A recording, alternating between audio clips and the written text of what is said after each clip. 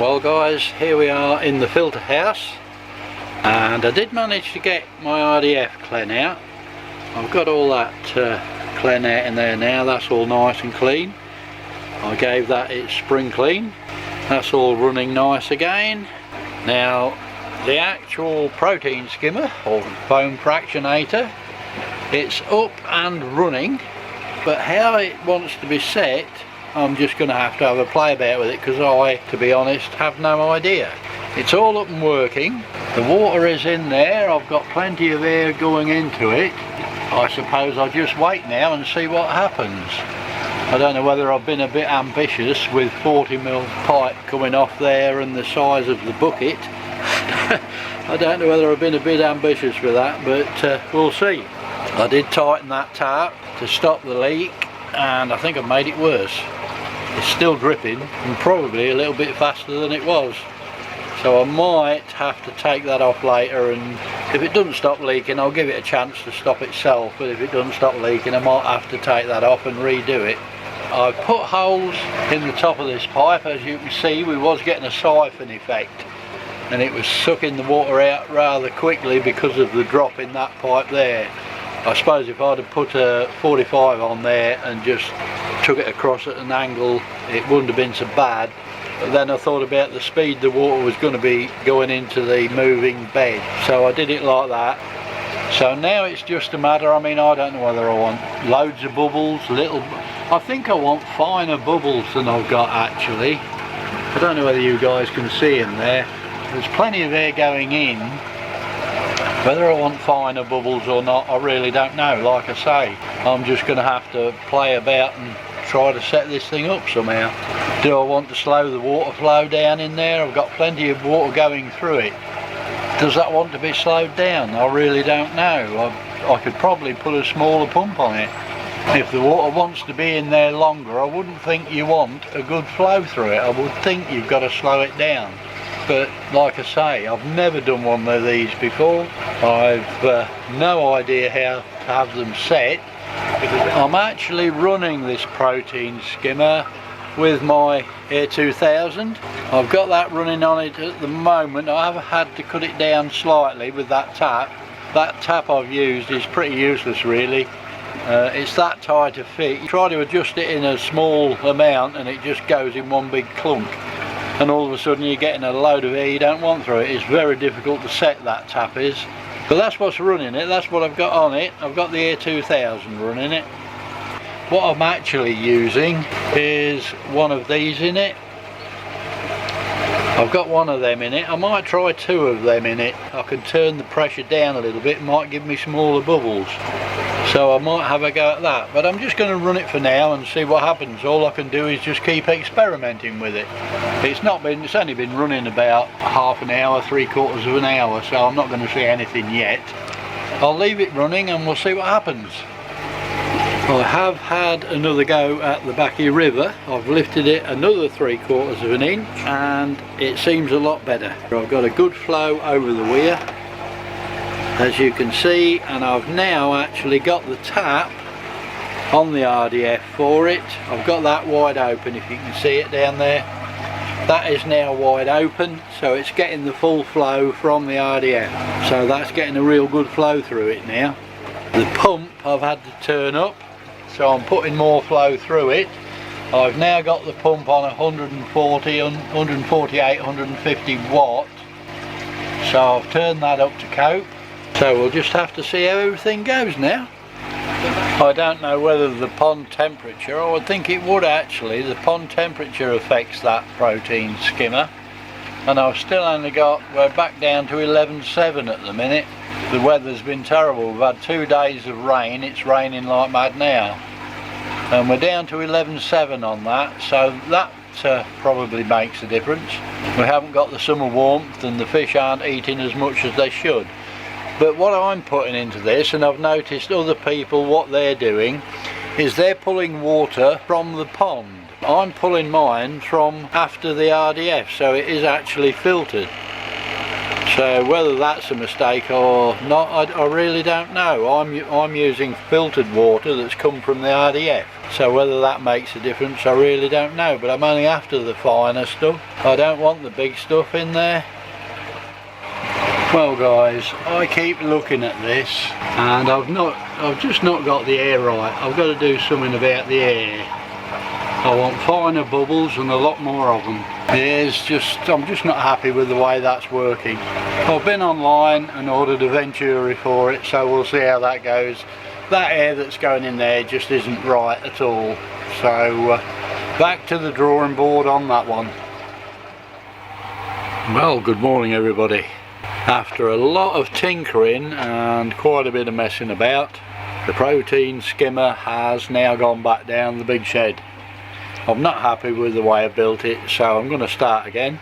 We're going to have another go at it. I know what sort of improvements I want to make to it, so I'm going to go down there and tinker about. I've also ordered a Venturi for it, so it should be here soon. So I've got to see how this pump will run it. That's something else I've got to do. It's all gone down to the shed and I'm going to have another tinker about with it and make sure I get it right this time. Okay guys, you find us now down in the tool shed and the actual Protein Skimmer is under modification. I'm working on some mods on it now to put the job right, well hopefully. The outflow now I've taken from the bottom up the outside. I didn't like it up the inside anyway. I don't know what made me do that. A senior moment I suppose. The old outlet is now blocked off, or will be blocked off, so the outlet now comes up the outside. I want to put the tap in here next, so it'll be the tap and then come off at an angle and go to the actual moving bed. That's the return. And then I've got to work on this here, the inlet, the feed. So what I've actually got, I've been online, good old eBay, and got myself a Venturi. Now I've got a couple, I actually bought a couple because I didn't know what would work the best. I know nothing about these things. So I've got a Venturi there, it's just been delivered. So I'm going to fit that into the feed and see what sort of a job that pump makes of it. So all these mods, we're going to see if they work. Hopefully we're getting a little bit closer. So the old Protein Skimmer's under construction again, I'm afraid. So we'll see what we can make of it. It'll be Mark II.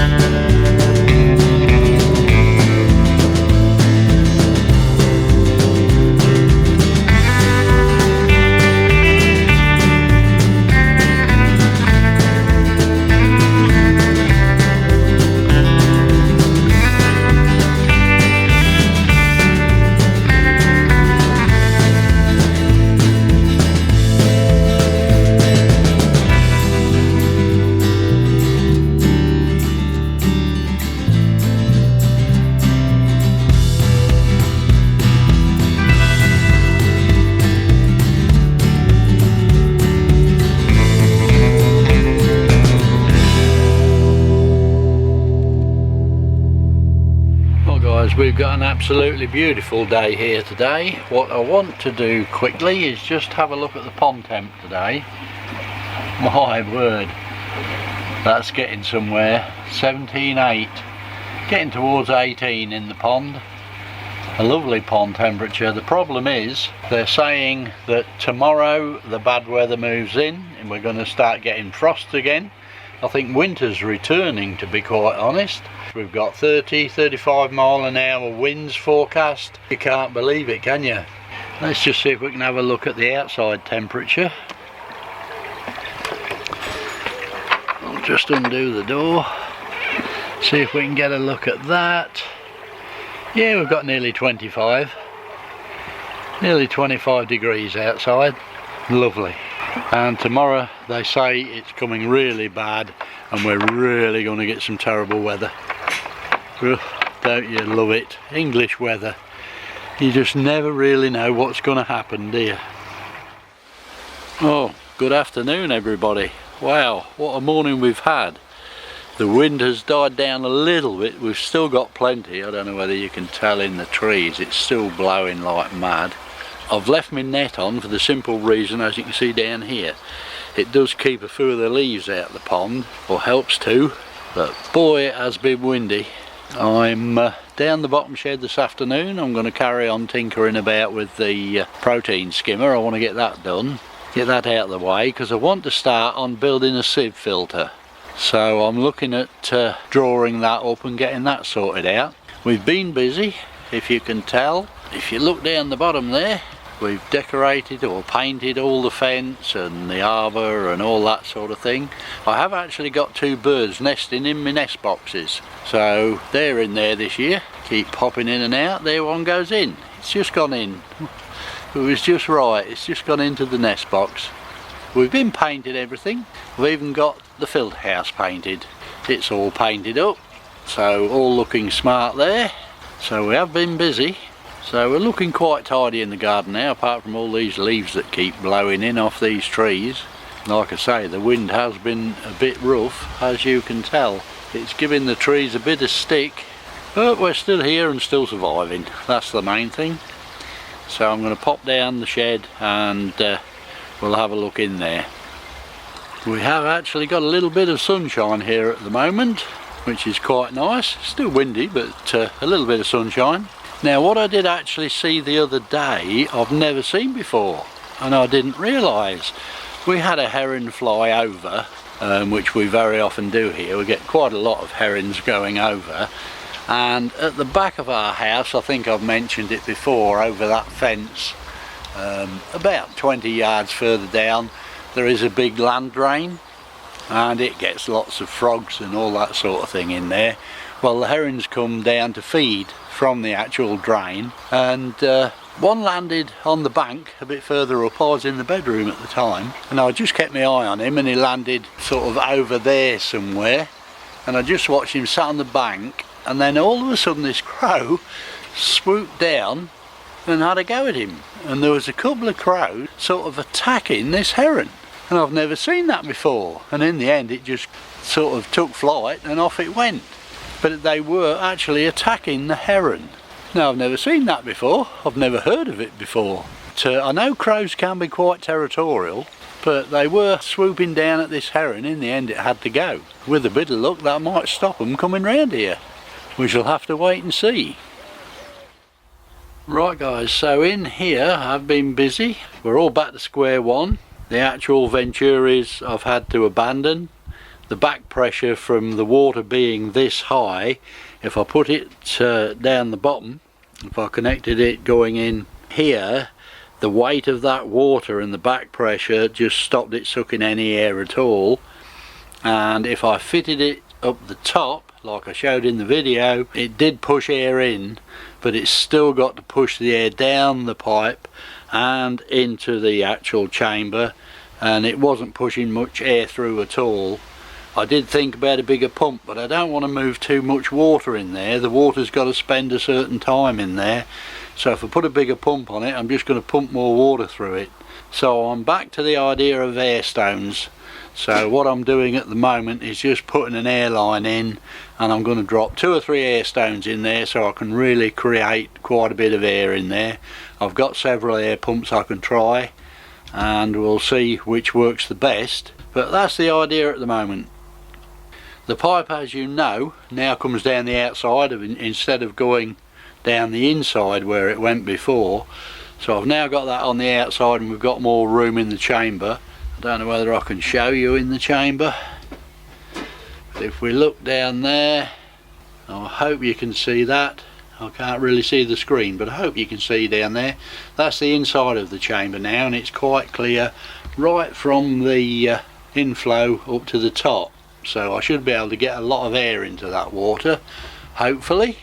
But I think a good tidy up's probably first thing I want to do. I want to get that done. But we're nearly to the point now where we're going to put it back in and give it another run. Okay, we're back in the big shed down the bottom now. I think it's all done.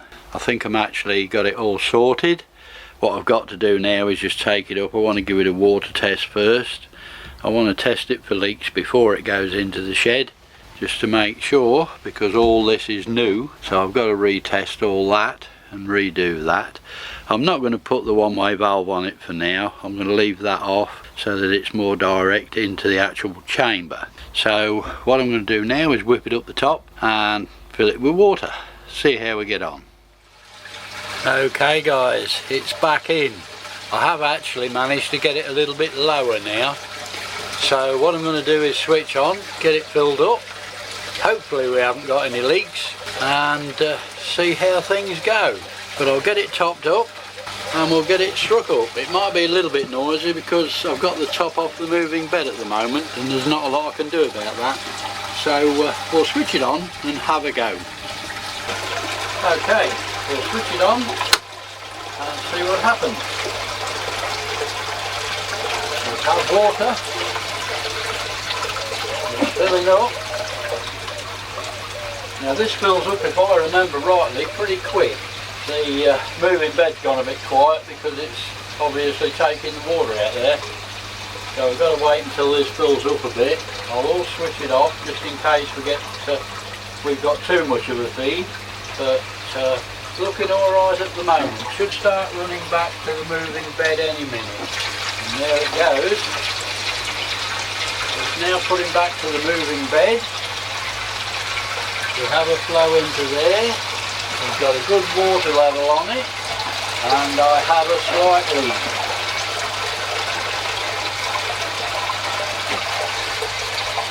I have a slight leak on the joint down there, so I'll just put a tub under it for now.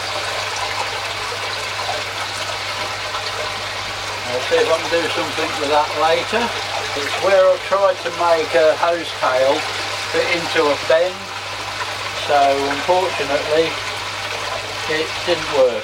It's leaking slightly. Everything else looks reasonable at the moment. These taps that were leaking before aren't now. I think I've discovered what the problem was with them. I'll tell you about that later just in case. Now these joints from here on, I've got no solvent weld on them, so they are just push fit.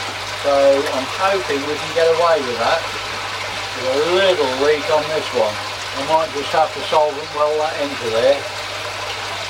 But we'll see how we go. We've got a good level. We're here on the level. I don't know whether you can see that. That tub might be in the way. But we're about here in the actual chamber. So everything seems to be flowing okay. I can raise the water level if I want in it. So now I'll put the air pump on and we'll see what happens. So we'll plug it in and see how we go. Right, we've got air in there. I'm using the 35 litre a minute pump. And now it's going to be a matter of will it work or won't it? Can we make some skimming? I'm still a bit unsure whether the flow through there is too fast, to be honest. I'll just screw this down a bit and lift the water level a little. See if we can adjust the water level up a bit.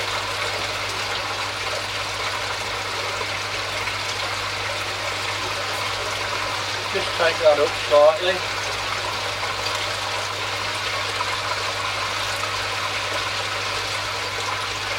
Yeah, let's give it some more water in the chamber. Just back it down a little. Okay, now it's a matter of waiting to see what happens, I suppose. I really don't know. I've not had a lot to do with one of these. So I'll just bring you guys in, take you off the tripod and show you what's happening.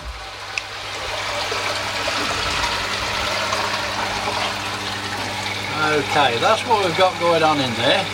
So can we make some skimming from it? This is the question. I can always put a bigger pump on it, I suppose, but that's 35 litres a minute going in. If anybody's got any idea, I've got a 60 litre a minute one, but wow, that would really give it some stick, so I really don't know about that. We'll leave it running and see what happens. I'll get the top put on it and then be back with you. Okay guys, that's it all up and running. I have actually put the 60 litre a minute pump on it now. And I hope you can see in there, so we'll see if it does any good. Not sure whether that air's right or not, but it's all experimental. I've no idea what I'm doing here really, or what to look for. I've probably got too much flow through the actual chamber itself. I might need a smaller pump or cut that one down, but we'll see how it goes. I'll give it a couple of days and I'll let you know in the next video. Unfortunately, that's brought us to the end of another video, so I'd just like to say you all take care, stay at home, thanks for watching and enjoy your pond.